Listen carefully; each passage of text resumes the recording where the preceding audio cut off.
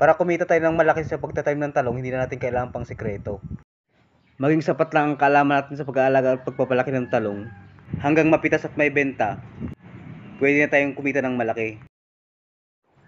Sa pagtatanim kasi natin ng talong, may mga dapat tayong isaalang-alang para makaani tayo ng marami at makabenta ng malaki. Ito ngayon na matutuhan nyo sa bidyong ito. Mga dapat isaalang-alang sa pagtatanim ng talong para umani ng marami at makabenta ng malaki. At ang sikreto ng talong.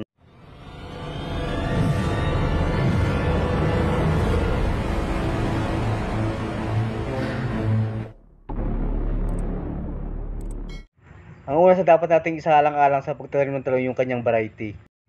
May iba't ibang klase kasi ang talong. May mga talong kasi na malaki nga ang kanyang bunga pero kukunti naman kumumunga. Meron din namang mga talong na maraming mamunga pero maliliit naman. Meron namang mga talong na maraming mamunga at malaki pero sakitin naman at mahirap alagaan. Meron din namang mga klase ng talong na maraming mamunga at maganda ang size niya. Madaling alagaan at hindi rin sakitin. Pero ayaw namang bilhin ng mga buyer.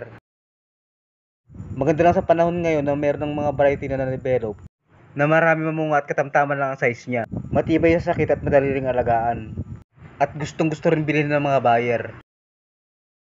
Ito yung Propelica F1 at Calixto F1.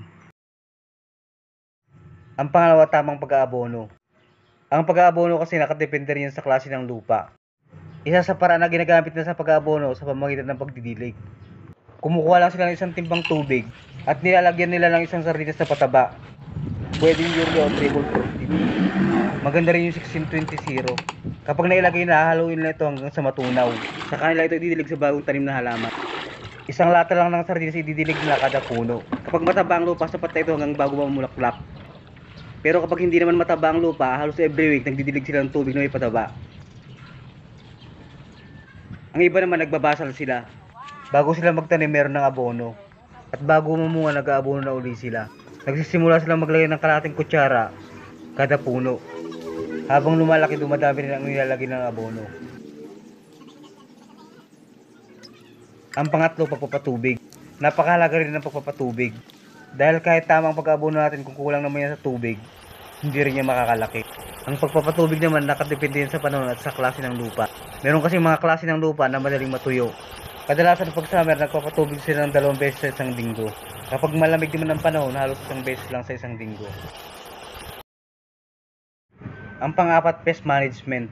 Isa sa pangunahing insekto ng talong, yung uod, yung fruit at shoot borer. Kapag hindi nyo ito nakontrol, halos wala kayong anihin. Ang ilan sa magandang pangkontrol ng fruit at shoot borer, yung Prevaton at Gold insecticide.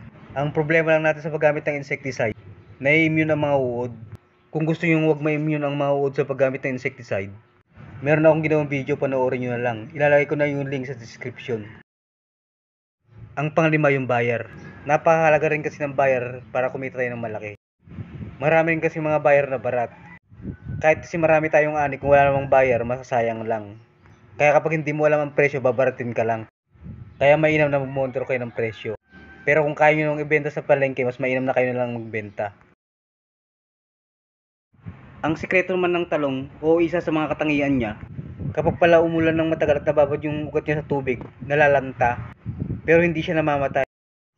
Nung kapitbahay ko kasi dati nagtatanim ng talong, noong minsan kasing bumagyo, una umulan muna ng umulan, hanggang sa lumambot yung lupa. Nung lumakas ang hangin, nagtumbahan lahat ng tanim niyang talong. Kinabukasan nung sumikat yung araw, nalanta yung dahon ng tanim niyang talong.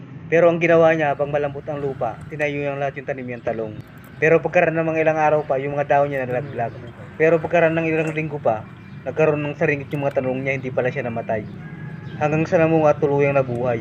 Nabubuhay pa rin pala ang talong kahit nababad na sa tubig. Huwag lang sigurong sobrang tagal ang pagkababad niya. Dito na natapos yung video natin, sana meron kayo natutunan. Pero bago ko lubusang tapusin, kung baguhan ka pa lang sa ating channel, sana huwag mo kalimutang taliman ng pinutong subscribe button at notification bell para lagi kang update sa mga susunod ko pang video. Maraming salamat.